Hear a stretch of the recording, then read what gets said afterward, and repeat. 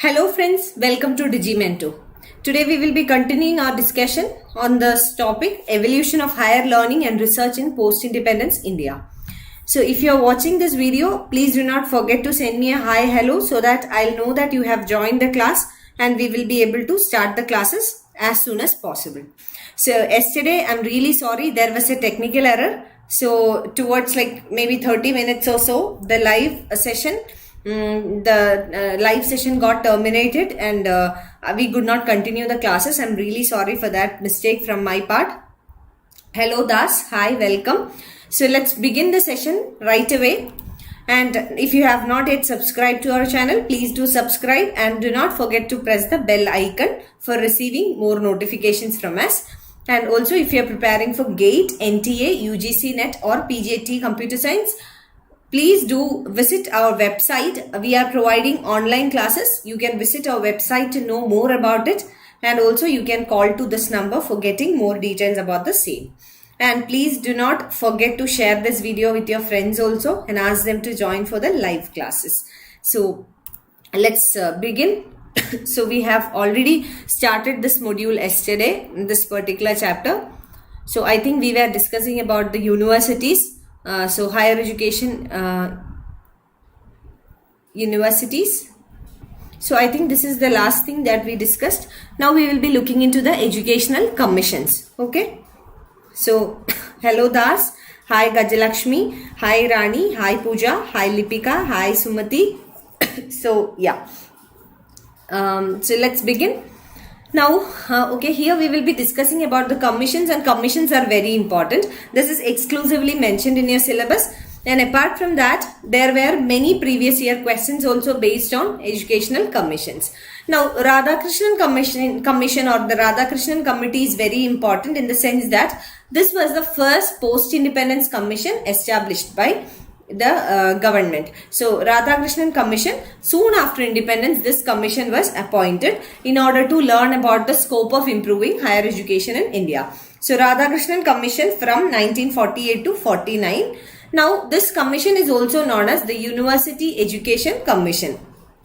So this was the very first commission to study the state of universities in India after independence. So after independence, this was the first commission to study about the state of universities. Now what is meant by the state of universities? Means that this commission was appointed to study the performance and the level of universities in India.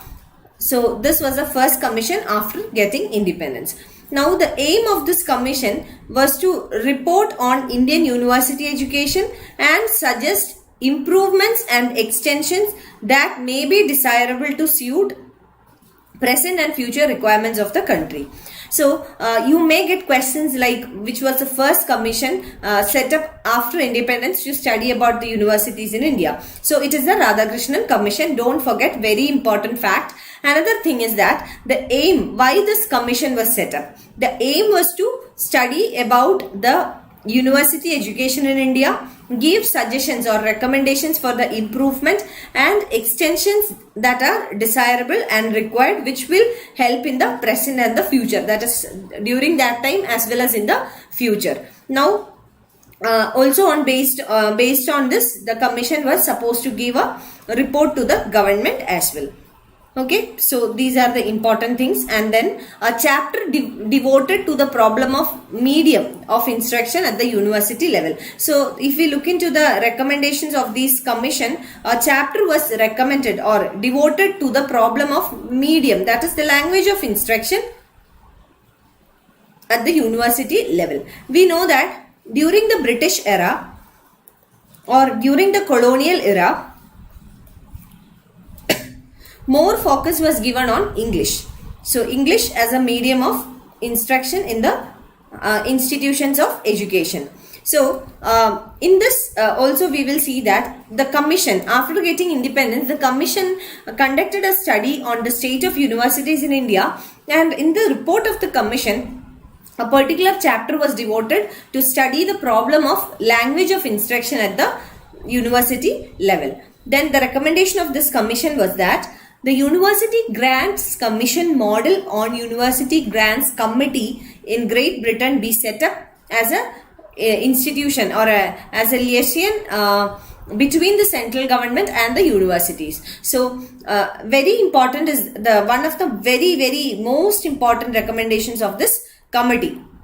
So it was based on the Radhakrishnan Committee's report that the UGC was set up in India. So University Grants Commission was set up. Now the UGC was modeled on, that means the idea of this UGC was taken from the University Grants Committee in England or Great Britain. So in Great Britain there is a University Grants Committee, and this committee, that is the Radhakrishnan Committee, recommended that we should adopt a similar institution, that is University Grants Commission in India, which will be modeled in the on the University Grants Committee in Britain, and this will act as an intermediary between the central government and the universities, like as it is now. So UGC is the apex body, we know that. So in between central government and the universities, the mediator will be the UGC, which means the central government will give all its guidelines to the UGC. Again, the benefits or whatever the guidelines given by central government passed on to the universities by the UGC. Okay, any doubt in that? Because this is a very important point, very important. So the University Grants Commission, so the evolution of University Grants Commission, very important. Lipika is asking me what's the meaning of liaison. It means intermediary between the central government and the universities. And according to the recommendation of this committee, in 1956, the UGC was established by an act of the parliament. So an act of the parliament established UGC, which means UGC is the statutory body. Clear? Okay. Next one is Mudaliar Commission. So here we are discussing only those commissions which are related to higher education in the country, because there are many other educational commissions and committees which were set up by the government. Maybe the focus is either early education, it can be primary education, etc. We are not going into all that. Here in our syllabus only higher education has been mentioned. So we will be discussing only about those committees which is related with higher education system in India. Okay. Next one is Mudaliar Commission. So now let's come to Mudaliar Commission. So it's a secondary education commission.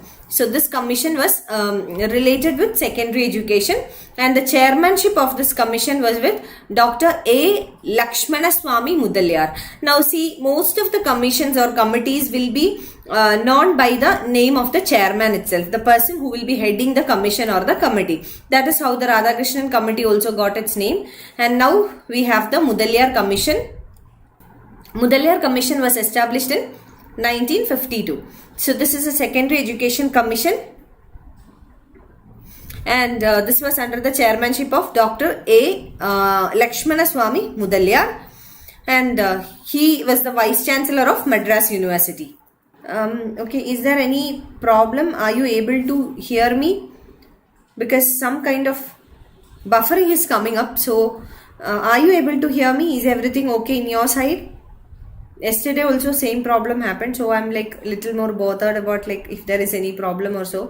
If it's clear at your end, let me know. It's buffering at my end when I'm looking into the classes, the live chats. So if it's okay at your end, let me know. Okay. So Mudaliar Commission, chairman was Dr. A. Lakshmanaswamy Mudaliar, Vice Chancellor and all that. There is no issue. Ankita, yes, it's audible. Okay, Pooja, yes, audible. Lipika, it's buffering. Okay, now clear. Okay, Lipika. Okay, Rani. Thank you so much. Thank you, Pooja. Thank you, Ankita. So, yeah, you need not by heart all these things. He was the Vice Chancellor and all that. But just understand who was the chairman. So, Mudaliar Commission, chairman was Dr. A. Lakshmanaswamy Mudaliar. Now, the purpose of this committee was to examine the prevailing system of education or secondary education in the country. Again, this is related to examining or looking into the existing or the prevailing system of secondary education in the country after the independence. 1952, that is after 5 years of our independence, to examine, to look into the existing system of our secondary education. This Mudaliar Commission was appointed. Now we'll look into the aims of this commission. What were the purpose with which this commission was appointed? First one, reorganization and improvement of secondary education. So reorganization, that means making structural changes or reorganizing. You know what is reorganizing. So making some of the structural changes and to improve the secondary education. Then next is the organization and content of secondary education. That is the content, the syllabus, and also the organization of the secondary education. Then improve the relationship to primary and higher education. That is, improve the relationship. We know that secondary education is a bridge between primary education and we have the higher education.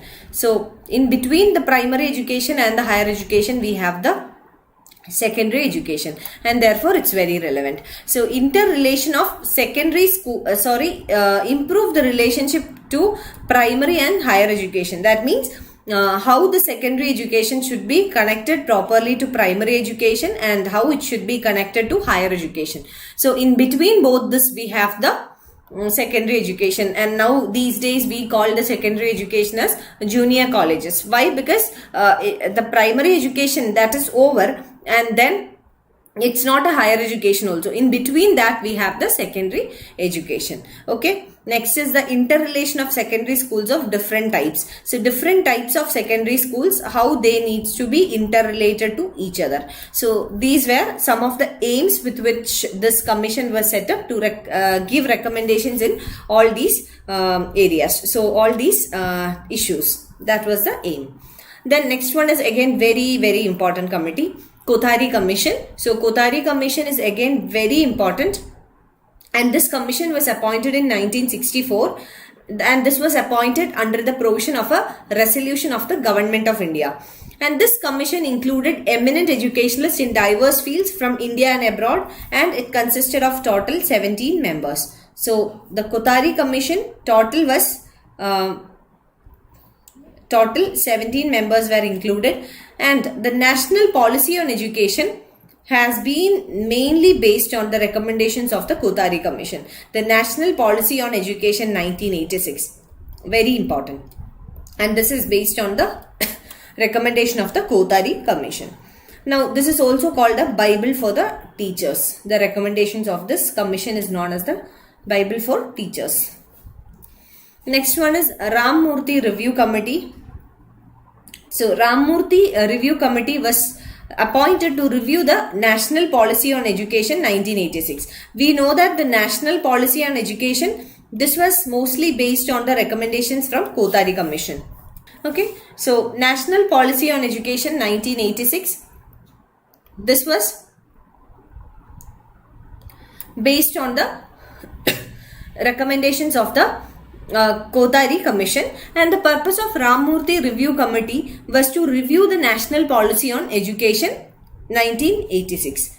Now Acharya Ramamurti was a chairman and 16 other members were there. So total here again there are 17 members. So Acharya Ramamurti as the chairman and 16 other members. The committee's report bears the title Towards an Enlightened and Humane Society. So this is the title of the report submitted by this committee. Now from this title itself, we get some idea about the recommendations or the nature of recommendations given by this committee. So the committee report, it has a title Towards an Enlightened and Humane Society. Enlightened means more, enlightened society. It is not just based on knowledge, rather we can say it's based on wisdom. So enlightenment comes when we achieve wisdom, not just knowledge. So you don't become enlightened just by acquiring knowledge, but you need to acquire wisdom. Now you tell me, wisdom or knowledge, which one is more important? Obviously it's wisdom. Wisdom is more important.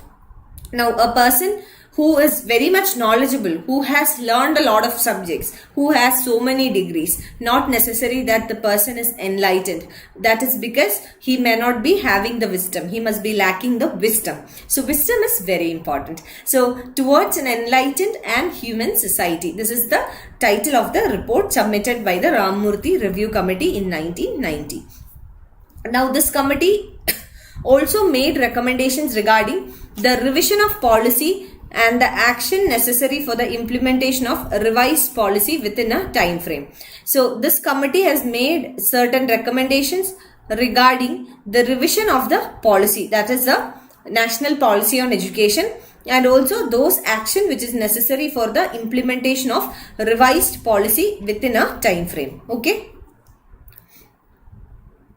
Now we are coming to the regulatory framework of higher education in India. That is how the higher education in India is being regulated. Okay. Now, before going into that, if you have any doubts till now, I want to clarify them and move ahead. So you can just go through your notes that you have written. I'll give you some 1 minute of time and then we will go through this. And yesterday somebody was asking me about taking comprehension classes. So I have discussed with the team. I will be soon taking some comprehension classes also. In between I will take. Don't worry about that. Okay. Yeah. Okay. So we are coming to the regulatory framework of higher education in India. So basically there are three pillars of regulatory framework. The first one is policy making. Now what is meant by this policy making? Policy making relates to making those policies or guidelines or those government policies regarding educational system or higher education. Now a very good example of policy making is the new education policy, NEP, the national education policy or the new education policy. So policy is basically a set of guidelines or a set of plans and proposals of the government of any country or government in order to implement in a particular field. So this is called a policy. So policy basically means a set of rules, a set of guidelines and a set of plans and proposals which needs to be or which is ought to be implemented. So this is called policy making. So here policy making essentially means that the government is bringing in certain policies, and these policies will give us an idea about what is the perspective that the government has adopted regarding a particular sector. Next one is accreditation. So providing accreditation. That is accreditation of educational institutions. So government accredited or accredited to the regulatory bodies. Now we have the UGC and we also have the AICTE. Now next is regulation. Regulation means regulating or controlling the actions or the any of the actions taken by these educational institutions or anything done by this educational institutions. So this is the regulation. Now we will come to the role of Department of Higher Education. So the Department of Higher Education, what is the purpose of it? The Department of Higher Education is responsible for overall development of the basic infrastructure of the higher education sector in terms of policy and planning. So they are responsible for overall development, that is the comprehensive development of the basic infrastructure. So basic infrastructure in higher education sector in terms of policy and planning. So Department of Higher Education is responsible for conducting those premises or the basic infrastructural premises in the higher education sector in terms of policy making and planning. And they also look after expansion of access and qualitative improvement in higher education through world-class universities, colleges and other institutions. So they are also responsible for expansion of access. Access means accessibility. The more number of people can access to it. So access and qualitative improvement. So access and qualitative improvement means that both in terms of quantity, that is in number terms, that is numerical terms, or in terms of numbers, and also in terms of quality.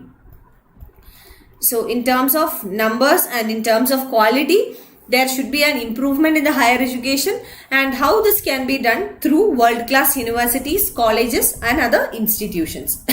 And it is also responsible for the enhancement of gross enrollment ratio. Now what is meant by gross enrollment ratio? Now gross enrollment ratio,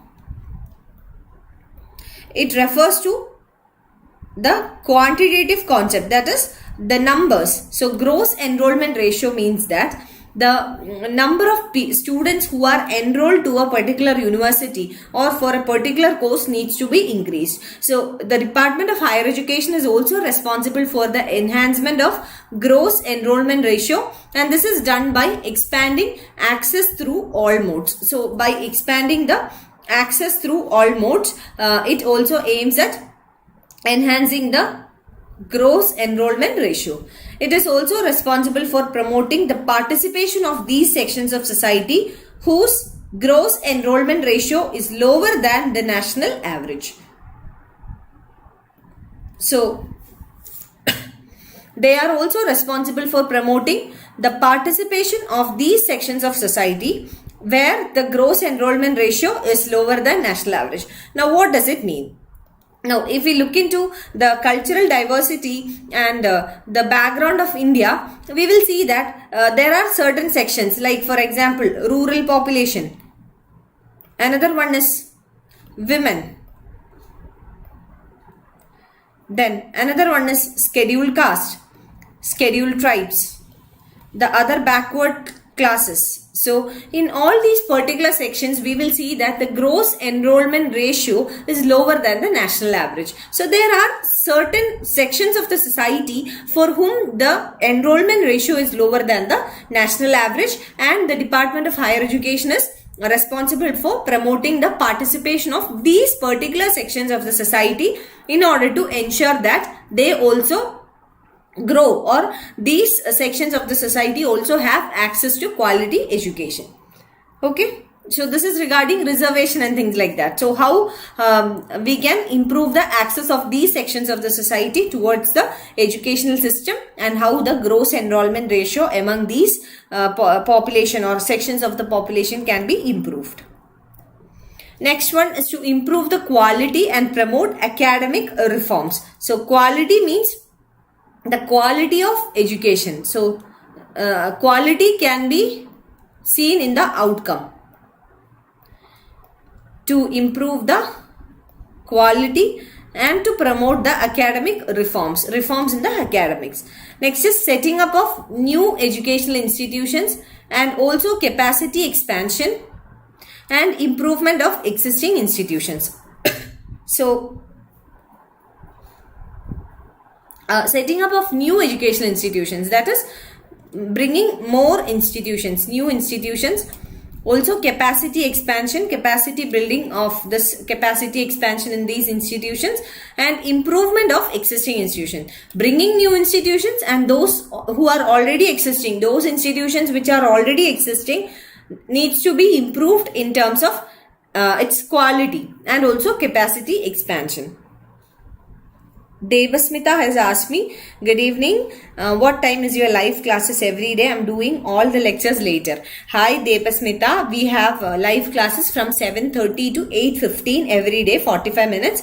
And if there is any change in the timings, we will inform you in the Telegram group. You can join the Telegram group DigiiMento Education. So there we will inform you about the timings of the classes. Okay, every day. Otherwise we have usually at 7:30. I think only once or twice I change the time because of some emergency. Otherwise every time we have the classes at 7:30 to 8:45, sorry 8:15. So this is there every day, 7 days in a week. We don't even take off on Sundays. So every day we have this 45 minutes of live sessions. This is dedicated for paper 1. So paper 1 classes. Okay, I hope it's clear for you, and please do come for the live sessions from tomorrow, and also you can ask your friends also to join the live sessions. So all the content from paper 1 will be completed here in this live sessions. Okay. Next is use of technology in higher education, that is the use of technology. Now very good example is smart classes. So use of technology in higher education. Debasmita has commented, okay sure ma'am, thank you, आपके classes बहुत अच्छे से समझ आ रहा है. Thank you so much Debasmita, that's a really great compliment for me. Thank you so much, and I hope to see you every day on the live sessions. Thank you so much. Okay, now coming back, the development of vocational education and skill development. Now, the skill development and the vocational education. Why it is important? The skill development and vocational education is important in the sense that this will help in improving the employability. So, improving the employability. Okay, vocational education and the skill education. Development of vocational education and skill development in order to improve the employability. Now, together with this, I need to tell you another fact. Now, one of the major problems in India regarding the unemployability among the educated youth. We are talking about those educated youth who have passed out from the colleges, especially technical colleges and universities. So, why there is a high rate of unemployment? The reason is that what is taught in the universities and what is demanded by the industry. So, what is demanded by the industry and what is supplied from the student force or the workforce, it is different. So, the qualities or the skill sets possessed by the students is different and the demand of the industry is different. So, because of this gap, the employability is less. They have lesser avenues of getting an employment. So, this is again very, very important for you. Okay. Next is development of Indian languages. So, development of Indian languages. Next is international collaboration in the field of education. So, these are all some of the important objectives or the aims of the Department of Higher Education. So, international collaboration means collaborating with other countries in the field of education. So, international collaboration in the field of education and the development of Indian languages as well. Now, we are coming to policy making bodies. So, here in the policy making bodies, we will be discussing about Department of Higher Education, which we already have discussed. Next is the State Councils of Higher Education. Then we will discuss about Central Advisory Board of Education. Then we will discuss about the Association of Indian Universities. And then we will see what are the regulation based agencies. Here we will be discussing about statutory professional councils. Then we will see accreditation based bodies. So, there we will be discussing about National Board of Accreditation, National Assessment and Accreditation Council, that is the NAAC. So, these are the topics that we will be discussing ahead. Now, if you have any doubts till now, till whatever we have discussed, you can ask me and we will clarify them and then move forward. So, any doubts, let me know.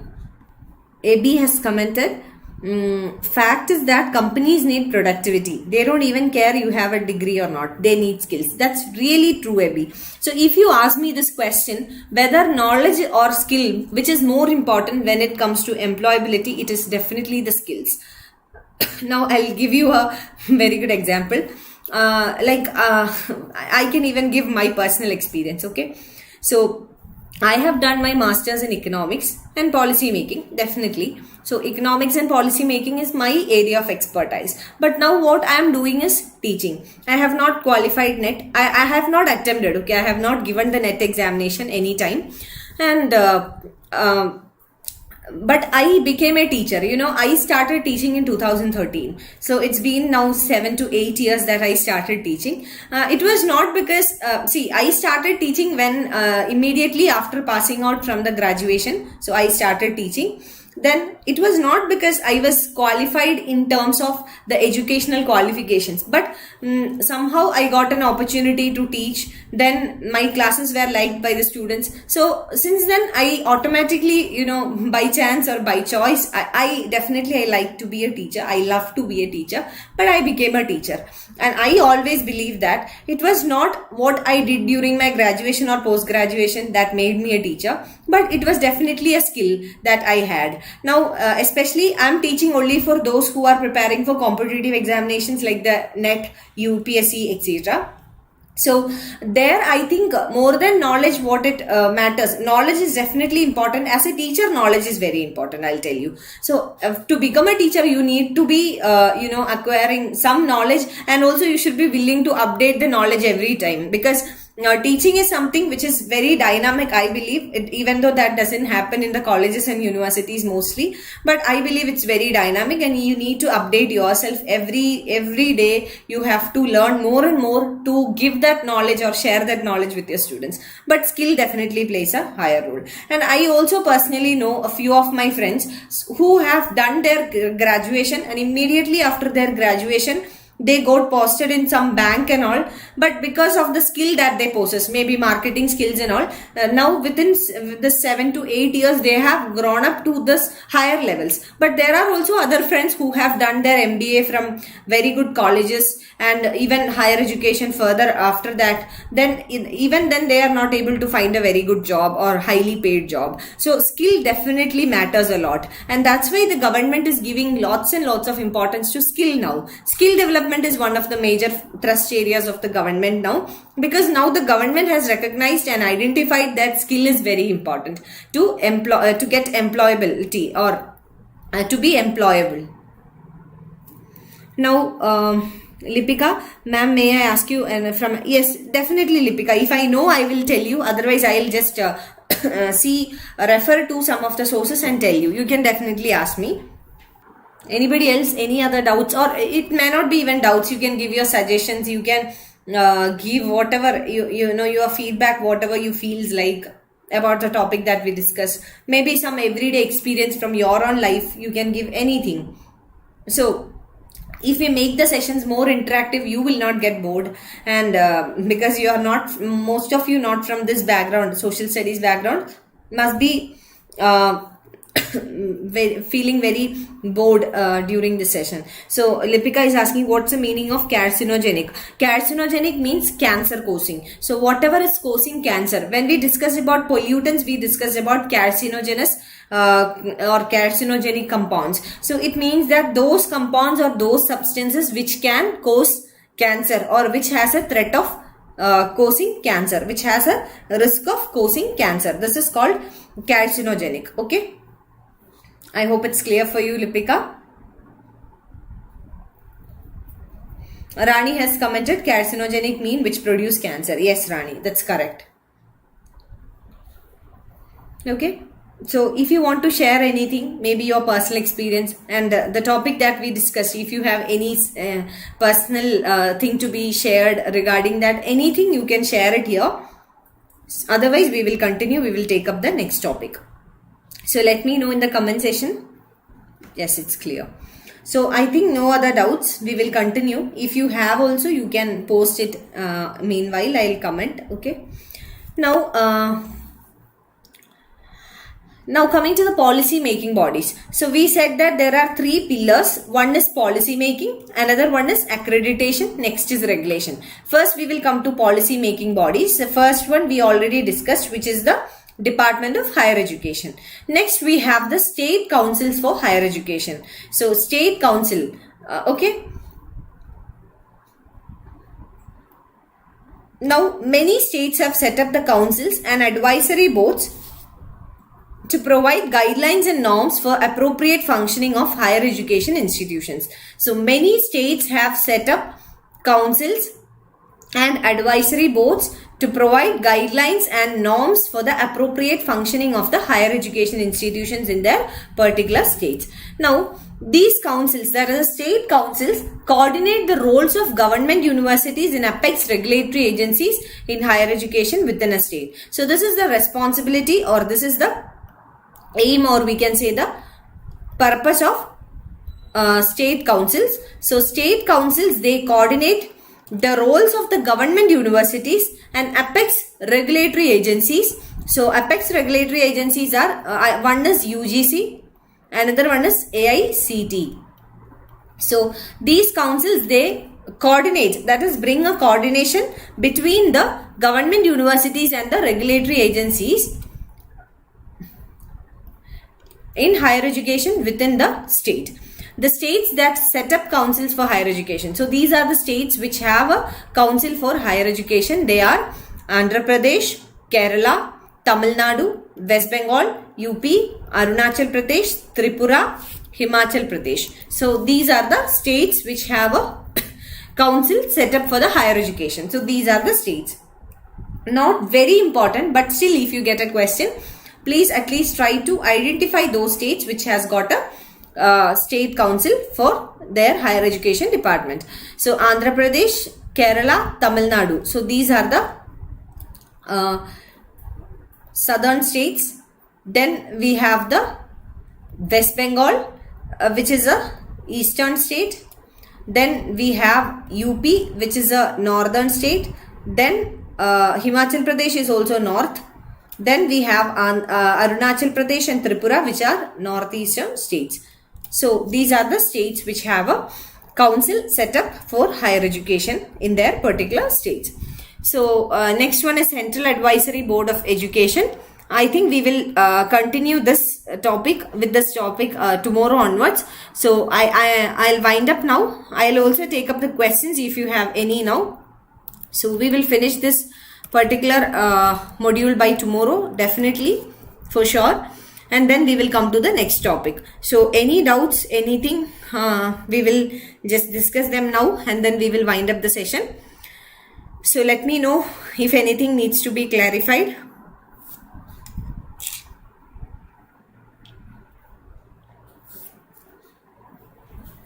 I'll take up the doubts and everything now.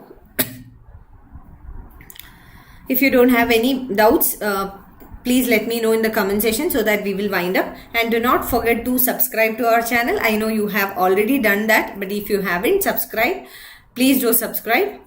Then also share this video with your friends also and tell your friends to join the sessions from tomorrow. Please do share this video with your friends. So Lipika, thank you so much.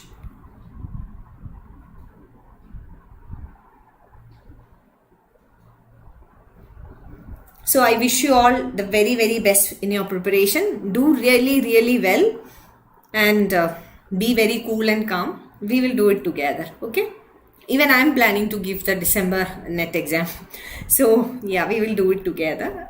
We are always there for you. The team DigiiMento is always there for you. Not just me, but all others. Especially Himanshu sir is one teacher that I have personally found who is very much committed to the course. So he is a very committed teacher. He is a very efficient teacher. He is a very knowledgeable person, very skilled also as a teacher, but very committed to what he is doing. So we all are there for you. We as a team is there for you for any kind of support. If you have any issues, you can call us, you can talk to us, you can write to us. We are there for you. So do well in your preparations.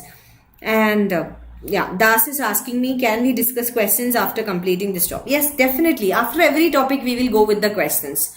Okay. And maybe when we complete 2 more modules from this chapter, we will take a break for maybe 2 days. We will discuss some comprehension questions because there was a demand from student side, and also that maybe when you get bored after so many days of lectures in higher education, so we will take maybe 1 or 2 days break to discuss some comprehension questions. But otherwise, definitely this will be the pattern. After every particular unit, we will have the previous year test, and also we will do some model questions also. Okay. Then Kirti has asked me, hello ma'am, what will be the tomorrow's class time? Every day 7:30, Kirti. Okay, every day we will discuss paper 1 at 7:30 to 8:15.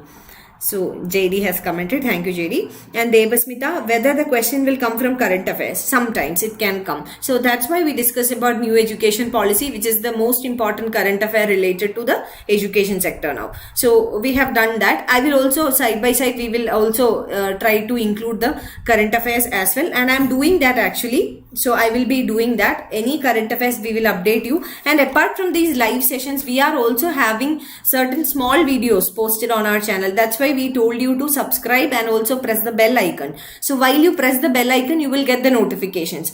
So apart from these live sessions, we are posting some 10 minutes videos, small videos, which are related to the important current affairs. So from where also you will get the questions for the exam. You can watch that also. You should watch them also. So any question from current affairs session, you will be able to clear with that. Okay. So Lipika Roy has commented, ma'am, this is fine that after completion the unit. Okay. JD from where, ma'am? I did not get your question, JD. You are asking me where I am from, or I did not get it, like, or you are asking me anything related to current affairs?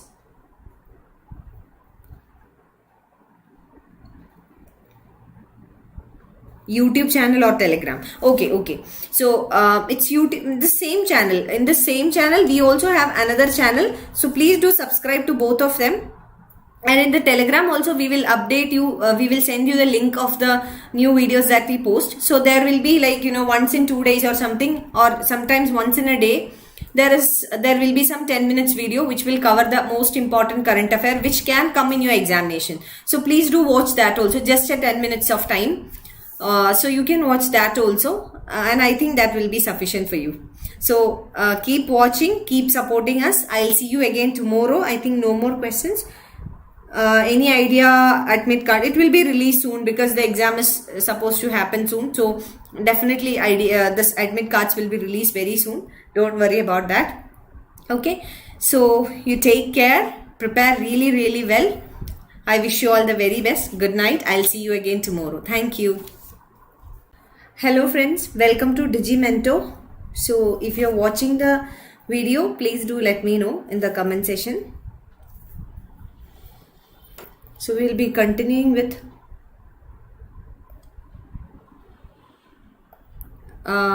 yesterday's topic itself. So yeah, we'll be continuing with yesterday's topic, that is evolution of higher learning and research in post-independence India. Okay. Hi Kaushalya Devi, good evening. Hello, welcome. So anybody else attending the class, let me know in the comment section so that we will quickly start the session. And if I'm audible to you, or if I'm not audible to you, or like if there is any technical issue at your end, then also let me know. Okay. So yeah, we will quickly begin. So today we will be completing this particular topic, that is evolution of higher learning and research in post-independence India. Okay. So little more to go. I think 6 or 7 slides to be discussed, and with that this topic will be over. So anybody else watching the session, let me know. Okay. Hi Lipika, hi Annu, hi Rani. Good evening everyone. Good evening. So let's start. Now if you have not yet subscribed to our channel, please do subscribe and press the bell icon for receiving the notifications. And also, if you are preparing for GATE, NTA, UGC NET and PGT Computer Science, we are providing online courses. And this is our website. You will get all the details about the courses that we provide, or you can call to this number. Hi Ahana, hi Lalit, good evening, hello. So yeah, let's start. So quickly going through the previous slides because today we will be winding up this topic. Okay, tomorrow we will take up the same unit but different topic. So quickly go through the slides, and towards the end of the lecture, if you have any doubts from this particular module, you can ask me. So please do go through. Let's take some 2 minutes to go through the previous slides. Okay, you can just read it. This is about the timeline of educational policies in India, or educational system in India pre-independence, that is before the independence, starting from Gurukula system. Then we had the Buddhist monasteries. Then we had the ancient Indian education system. Then we had the first college which was set up in Serampur in Bengal, and it was for imparting Western education. We also discussed about how the Western education has influenced the Indian culture and Indian thinking. Then we have 3 central universities set up. Then 19 universities at the time of independence. Now India has the 3rd largest educational system, higher education system in the world after US and China. Next is regarding its development. So you can just go through, and if there is any doubts, you can ask me. You can note it down and ask me towards the end of this lecture. Okay. Then regarding the governance, various stakeholders. Then this is the timeline, higher education in India after independence.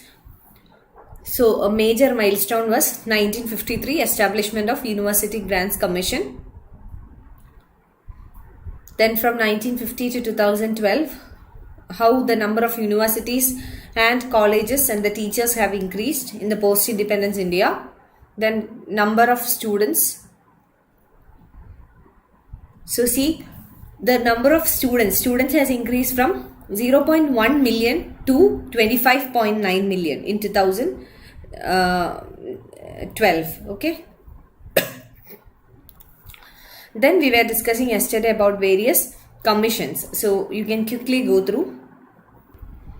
Now, very important recommendation is the establishment of UGC, which is a very important fact. So you have to remember that. So according to the recommendation of this committee, UGC was established. Then we have the Mudaliar Commission. It is called Secondary Education Commission.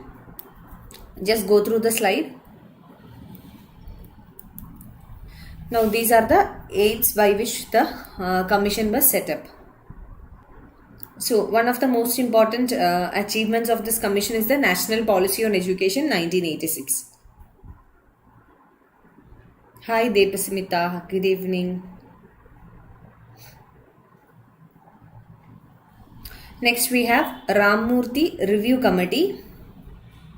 So this committee was appointed basically to review about the National Policy on Education 1986. So Acharya Ramamurti was the chairman and there were other 16 members. Hi Das, hello, good evening.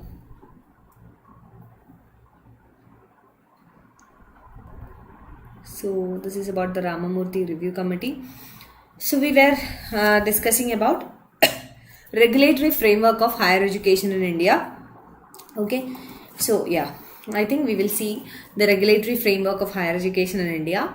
So the regulatory framework, it has three pillars. Yesterday we have already started discussing about it, but just revising it. So the first pillar is policy making, that is making ideal policies. So policies refers to what kind of approach that we take towards the higher education or anything. So policies are basically the approach that we adopt. Okay. Next is the accreditation, that is recognition. So this is the recognition.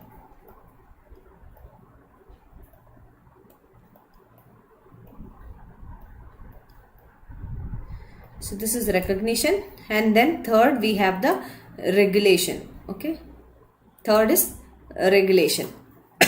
So these are the three pillars of regulatory framework of higher education in India.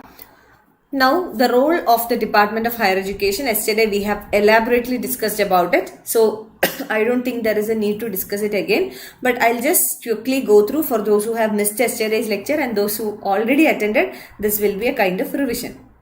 First one is overall development. So overall development of what? Basic infrastructure of higher education sector in terms of policy and planning. So first one is policy and planning and development of basic infrastructure in policy and planning. Next is access and qualitative improvement. Access is in terms of numbers. So access means more number of people will have access, that is inclusion. Now qualitative means in terms of the quality. So inclusion or access means this is in terms of numbers or quantity. So both quantitative plus qualitative. So expansion of access, that is inclusion and qualitative improvement in higher education through world-class universities, colleges and other institutions. Next is the enhancement of gross enrollment ratio. So enhancement of GER or the gross enrollment ratio by expanding access through all modes. So gross enrollment ratio, GER, it also refers to the numbers. So increasing the enrollment. Next is promoting the participation of these sections of the society whose GER, gross enrollment ratio, is lower than the national average. So promoting participation of these sections of society whose gross enrollment ratio is lower than the national average. And we have discussed yesterday some of the examples of these groups like there are certain groups in the society where the access is less, or we can say the gross enrollment ratio is less. It can be women, transgenders, then the scheduled caste, scheduled tribes, other backward caste, okay, minorities. So these are all some of the weaker sections in the society who have lesser access to the educational system, and therefore the gross enrollment ratio is less, and that's why we are providing reservations to these categories. Okay, next is to improve the quality and promote the academic reforms, structural reforms and quality, then setting up new educational institutions and improving the existing ones, then use of technology. So I'll just mark the important points. Quality, then we have the reforms.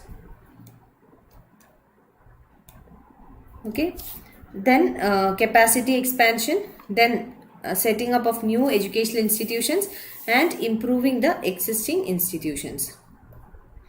Use of technology in higher education. So use of technology in higher education, development of vocational education and skill development. So this is also very important. Skill development and vocational education, development of Indian languages.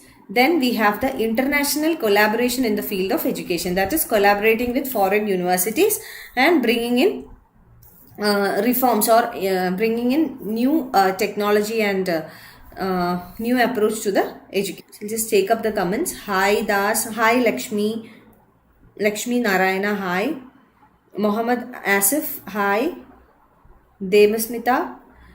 What's the full form of GER? GER is gross enrollment ratio. That is the number of students who have enrolled for a particular program or for a particular course. That is GER or the gross enrollment ratio. So we have already seen this yesterday. Now we are coming to policy making bodies. I think we just started policy making bodies yesterday.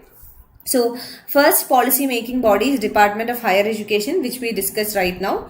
Next is the State Councils of Higher Education. I think we discussed this yesterday, and we also said that there are some states which do not have a State Council of Higher Education. Now, many states have set up councils as well as advisory boards to provide guidelines and norms. So the purpose of the councils is to provide guidelines and norms for the appropriate functioning of higher education institutions. So many states have set up the councils and advisory boards to provide the guidelines and norms for the appropriate functioning of higher education institutions. Now, these councils coordinate the roles of government, universities and apex regulatory agencies in higher education within a state. So, the very purpose of this councils is to coordinate or act as a link between the government universities, that is the universities which is owned by the government, and the regulatory agencies. So, we have majorly two regulatory agencies. One is the UGC,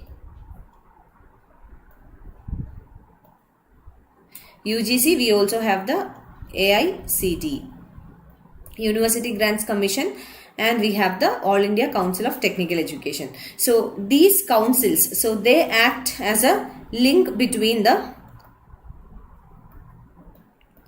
government and regulatory agencies. That is, they act as a coordinator. So, coordinate the roles of government, universities and the apex regulatory agencies in the higher education within the state. Now, the states that set up the councils of higher education. So, these are the states that have the councils of higher education. Not every state. I'm sure yesterday we discussed about it. So, we'll just quickly go through once again. One is Andhra Pradesh. Second is Kerala. Then we have Tamil Nadu, West Bengal, UP, Arunachal Pradesh, Tripura and Himachal Pradesh. So, the first three, that is Andhra Pradesh, Kerala and Tamil Nadu. So, first three, they are southern states. West Bengal is a eastern state. UP is a northern state. Arunachal Pradesh and Tripura are northeastern states. And Himachal Pradesh is again a northern state. Okay. So these are the states which have the councils of higher education. So these councils, they act as a link between the government universities and the regulatory bodies. I hope this much is clear for you. Lipika has commented, yes, up to this was done. Yes, up to this was done. So we will take up the next topic. That is the Central Advisory Board of Education, or CAB. So the Central Advisory Board of Education. From the title itself, it's sure that it's an advisory body. So what is the purpose of an advisory body? An advisory body is responsible for providing advice, or we can say recommendations or guidelines. So Central Advisory Board of Education, so it provides recommendations or guidelines. It was established in 1920 and it was dissolved in 1923. So established in 1920 and dissolved in 1923. It had a very short tenure of 3 years. Then this was Sumati is asking me, good evening, and started when? 7:30. But Sumati, it's absolutely fine. We just started with the new topic. Till now we were discussing what we were doing till yesterday. So don't worry. You started or you joined the class at the app time. That's perfectly fine. You can just join with us. Okay. So it had a very short tenure of 3 years. Now, this was revised again in 1935 and has been in existence ever since. Now, even though it was established in 1920, it was dissolved in 23. But it was re-established in 1935 and it is existing still. Now, the purpose, why this was established. So, the aim is to coordinate and for cooperation and coordination. So, coordination and cooperation between the union and the states in the field of education, including policy making. So, the purpose is coordination and cooperation between the union and the states in the field of education, including policy making. This is the purpose. Coordinating and cooperating between the union government and the state government in the field of education. And this includes policy making also. So, coordination and cooperation between union and the state government. Okay. Next is AIU, which is the Association of Indian Universities. All these are very important for your examination. So AIU, it is registered as a society. So it is registered as a society under the Societies Registration Act of 1860. And it was named the Inter-University Board and renamed as Association of Indian Universities in 1973. So till 1973, the AIU, that is the Association of Indian Universities, was known as the Inter-University Board. Okay, so this was the earlier name.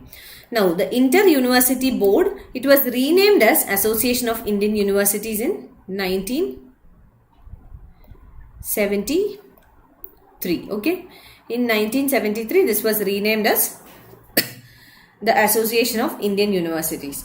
And this acts as a body that recognizes the different diplomas awarded by universities in India. So it acts as a body that recognizes, it gives recognition. Remember, we discussed about 3 pillars, and one is policy making, second one is accreditation, third one is regulation. So this comes under accreditation. So this acts as a body that recognizes the different degrees and diplomas awarded by the universities. So if you have done your degree or diploma from a particular university, the recognition is given by AIU, or Association of Indian Universities.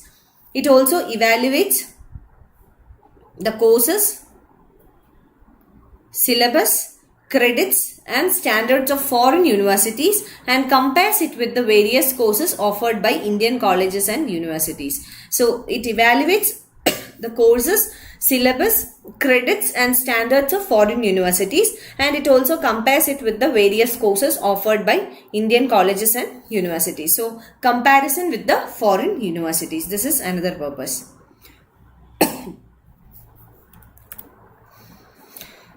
Hello Pavan, hi, good evening. So yeah, if you have any doubts, please do let me know. We will just do with the doubts and then we will continue. Any doubts? If it's clear also, let me know. Okay, next we are going to regulation based agencies, but before that, if you have any doubts, we will take up. And we have just a few things to discuss, and then today's lecture will be over. So if you have any doubts, let's clarify that and then move forward.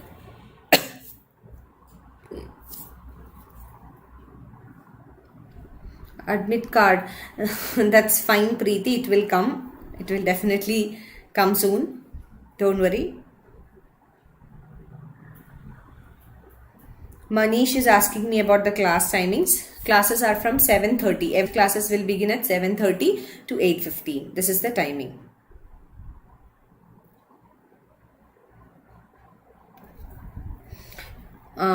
Preeti is asking me, exam postponed hoga kya? I don't think exam will be postponed. I think it will go. It will definitely happen.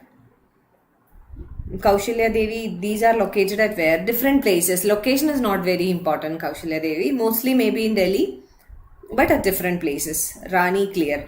So let's continue. So now we are coming to regulation based agencies. So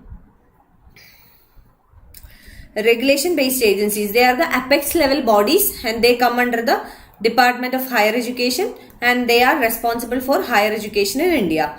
So they are broadly divided into regulatory bodies and research councils. So regulatory bodies and research councils, these are the two broad classification of regulation based agencies in India.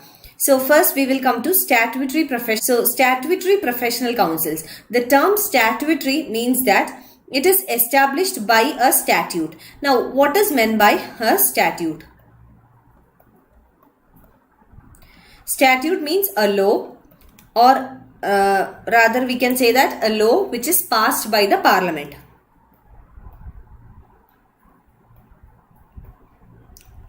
So statute is law passed by the parliament, or it is an act of the parliament.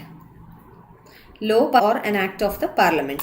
So statutory professional councils refers to those professional councils which are established according to an act which is passed by the parliament and has a legal backing or a statutory backing.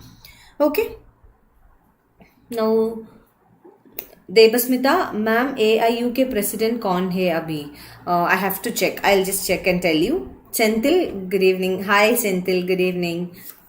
Okay. So let's come to some of the statutory professional councils in India. All India Council of Technical Education, AICTE, is a statutory professional council. We also have Distance Education Council, which is a statutory council which takes care of the distance education. Then we have ICAR, which is the Indian Council for Agricultural Research. We have the BCI, which is the Bar Council of India.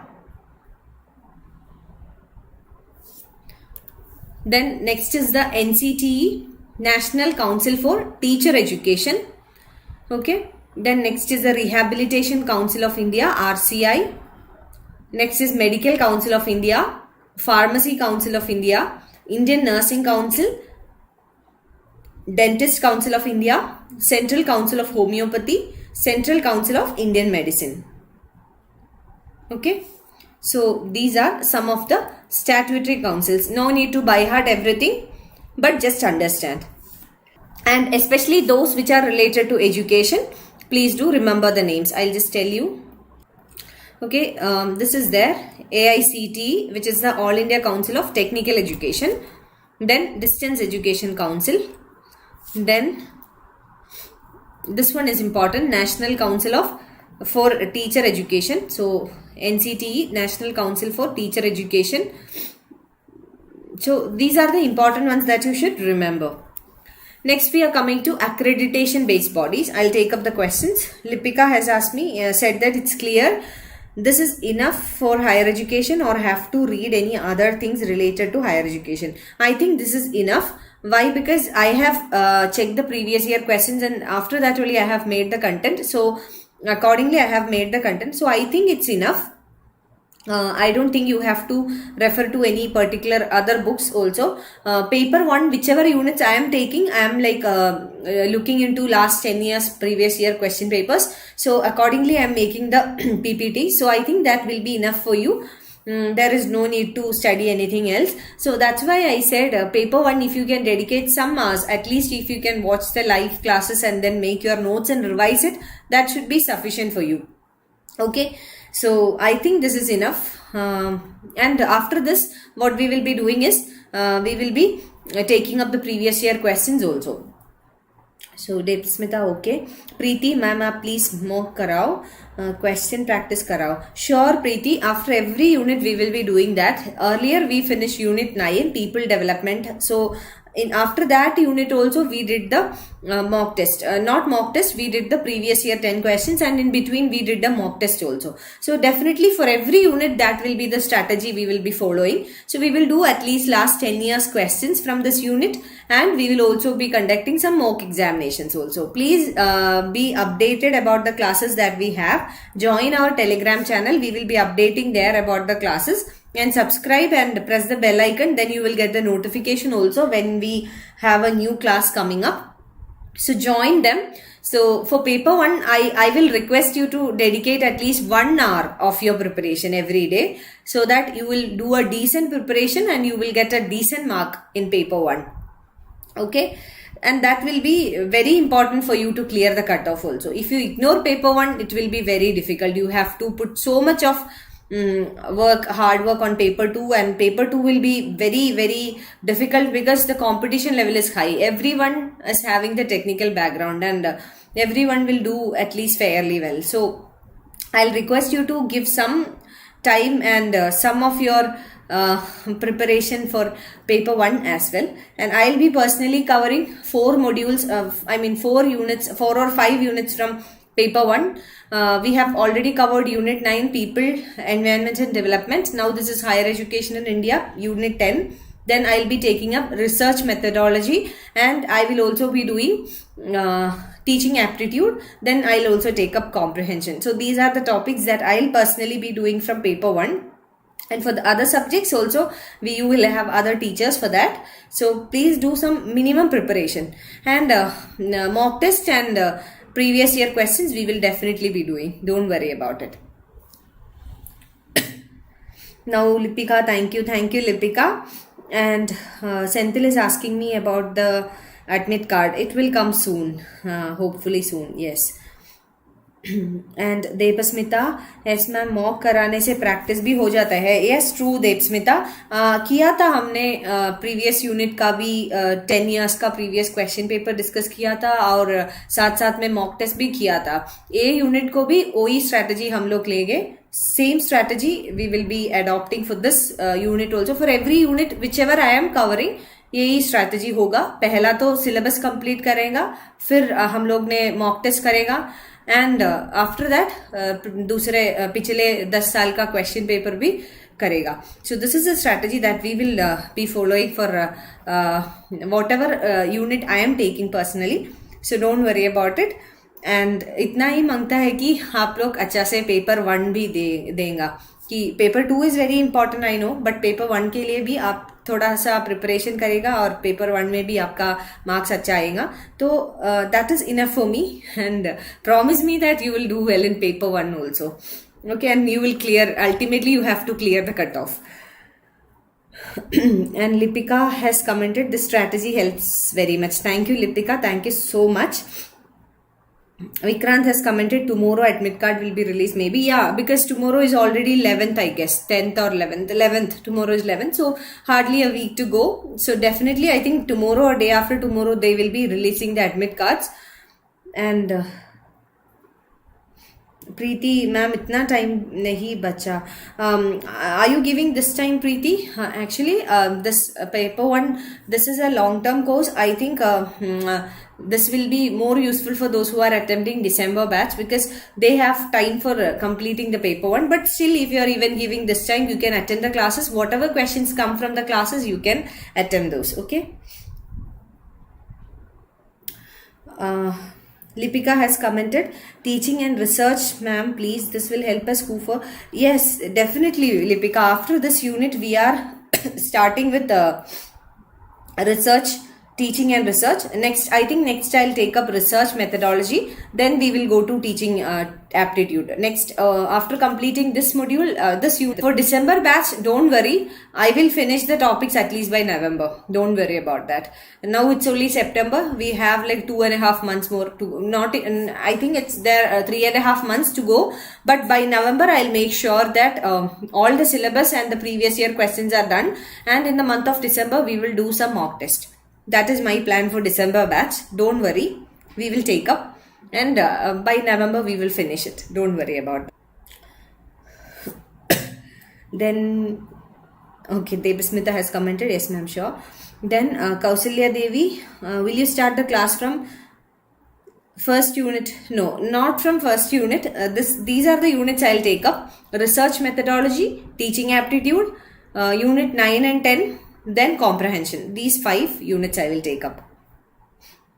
Rani, yes ma'am, sure, thank you so much.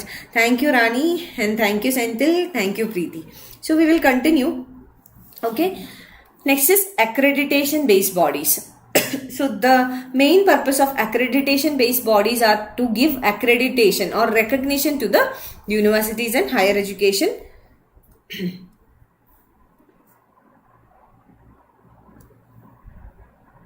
Sumati has commented, distance education has been removed from statutory bodies. Don't know exactly. I'll check, Sumati. I'll check that.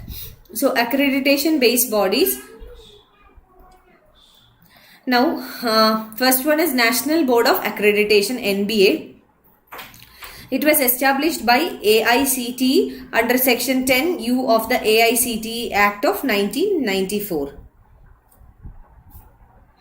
And it is established for periodic evaluations of technical institutions and programs according to specified norms and standards recommended by AICTE Council. So, NBA, it provides accreditation to technical colleges and universities. So, purpose is to evaluate periodically the technical institutions and the technical programs. It is an autonomous body from 2010. The objective is to assure the quality assurance and education relevance, particularly of the professional and technical programs. Next is National Assessment and Accreditation Council, NAAC, NAAC, it is also called NAAC popularly. It was established in 1994. Again, it's an autonomous institution. Most of the accreditation councils or accreditation institutions, they are autonomous in nature. So, it is under the UGC. So, Autonomous Institution of UGC. It functions through a general council and an executive committee comprising policymakers, educational administrators and senior academicians. Okay. This is the structure of NAAC. It has a general council. Then there is also executive committee. Then there are policymakers, educational administrators and senior academicians. The president of the general council is the chairperson of UGC. So, the UGC chairperson acts as the president of general council. It is supported by advisory and consultative committees constituted from time to time. There are advisory committees and consultative committees which are constituted from time to time for supporting the NAAC. So, these are the accreditation based bodies that we have. Basically, NBA National Board of Accreditation is for technical colleges and institutions which is established by the AICTE. Then we have the NAAC, NAAC, which is National Assessment and Accreditation Council. So, this is under the UGC. So, these two are the most important ones. Now, autonomous bodies, Manish is asking me, autonomous bodies means they are independent, okay? They have independent decision making authority. Vikrant is asking me, again December NET exam will be there. Yes, definitely, because the government or the UGC will not want to break the cycle. So, definitely there will be the exam. Definitely December exam will be there. Don't worry, don't think about postponing the exam and all. Prepare very well. Okay.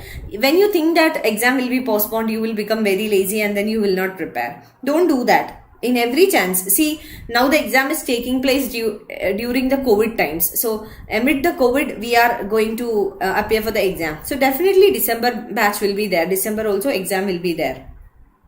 Okay, so this is the new normal. Actually, we have to live with the COVID. It's just that we have to be very cautious, and we have to do whatever can be done from our part. So exam will definitely be there. Don't think that it will be postponed. Okay. Okay, Kausalya. Manish is asking me when will logical reasoning. Logical reasoning will be taken by a different teacher. So definitely they will start soon, I think. Sorry. So yeah, definitely we will start soon with logical reasoning also.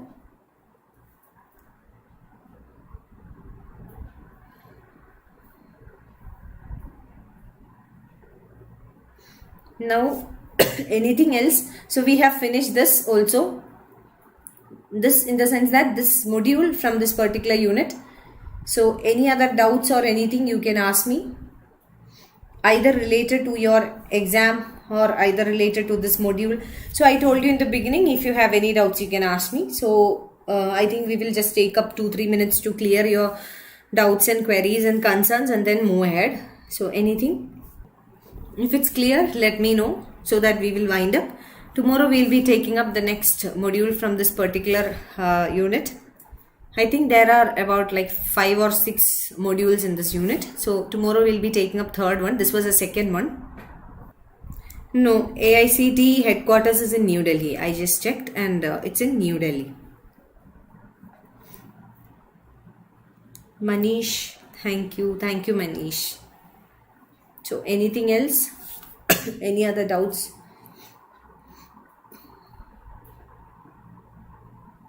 Clear, Lipika. Thank you, Lipika.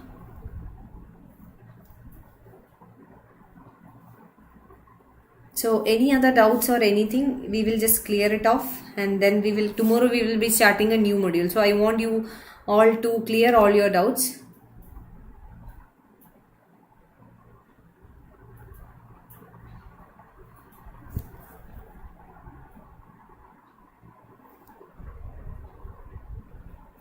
No doubt. Summarize. I will say that.